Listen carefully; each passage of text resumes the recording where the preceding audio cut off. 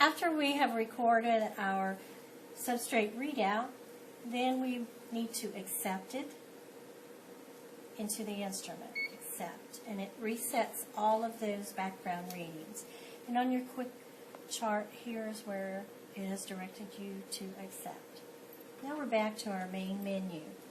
Today we're going to calibrate. Each test has different due dates, different periods of time that the calibration is good for according to the charts that you have received from training. We're going to follow the menu for calibration. Calibration request. Choose the analyte that you want to calibrate. Today we are going to do TSH, so we will move the arrows, the single arrows down the page until we get to TSH. Select, and it moves it over to this side. I could select another test if I need it at this point. Okay. Now it has memory of the last set of calibrators that was loaded into the instrument. The calibrators that I'm going to use for TSH have data. There's a package insert, and the data of the acceptable units are on the lid and on every vial.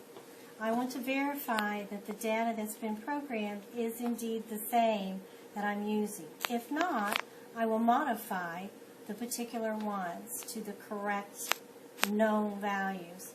It appears we've used this lot before. All of the data is correct. So at this point, I'll say OK.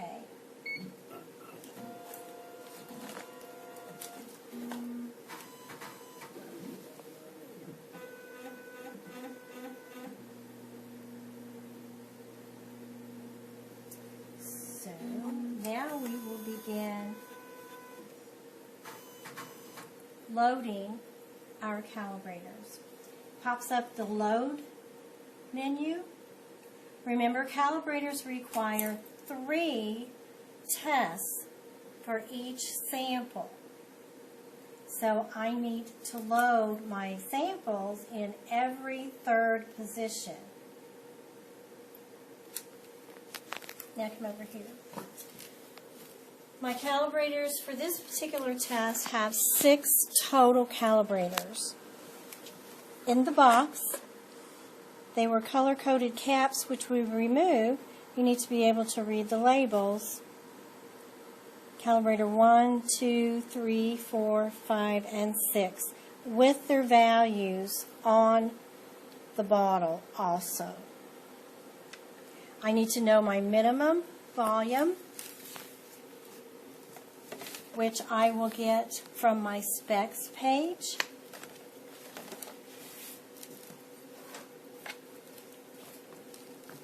Single test TSH requires 100 microliters for every sample.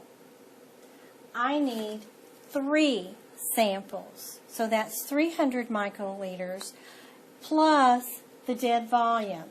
And for our sample cups, our dead volume is 100. So I need an absolute minimum of 400 microliters pipetted into my sample cups. I have pipetted all of the samples except for the last one. I've set my micropipetter to 450 just for good measure. And I'm going to remove 450 microliters from calibrator 6 and place in the pre-labeled sample cup. Be sure to cap immediately.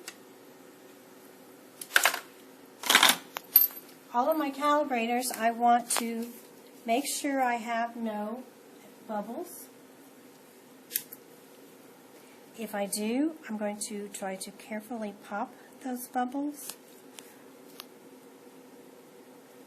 with clean applicator stick for each one so I'm not cross-contaminating them. Now I'm ready to load according to the menu. So the bottom row is my sample wheel. Calibrator 1 goes into position 1. Calibrator 2 goes into position 4. I cannot reach any further, so I need to sample feed the wheel.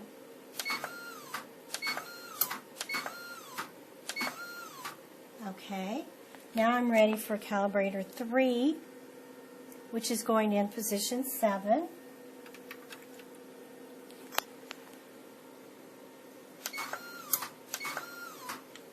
Calibrator 4, which is going in position 10.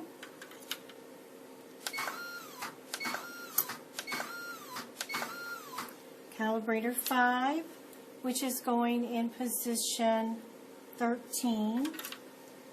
And calibrator 6, which is going in position 16.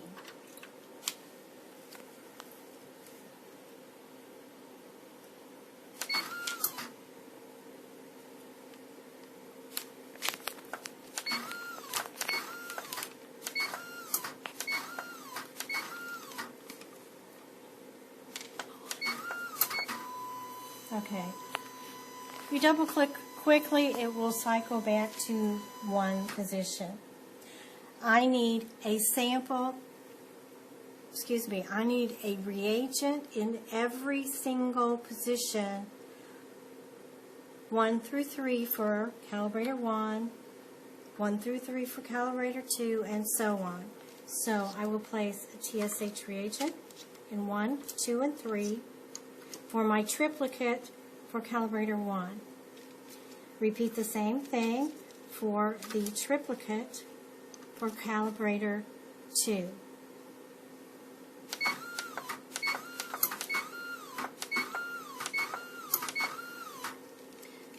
If you have a 2-point calibration, that's all you will load. A total of 6 reagents, 3 for each of the 2-point calibration. But since I'm doing 6-point calibration, I need a total of 18.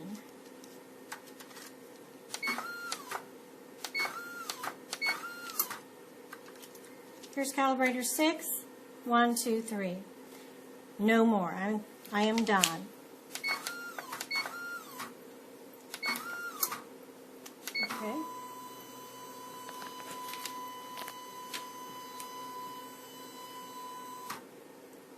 Okay, on your screen, I will say OK, because I have loaded according to the menu. It will give you the opportunity to rotate the entire carousel to recheck, which I did check myself as we were going through this loading. So you can check or skip. I'm going to skip.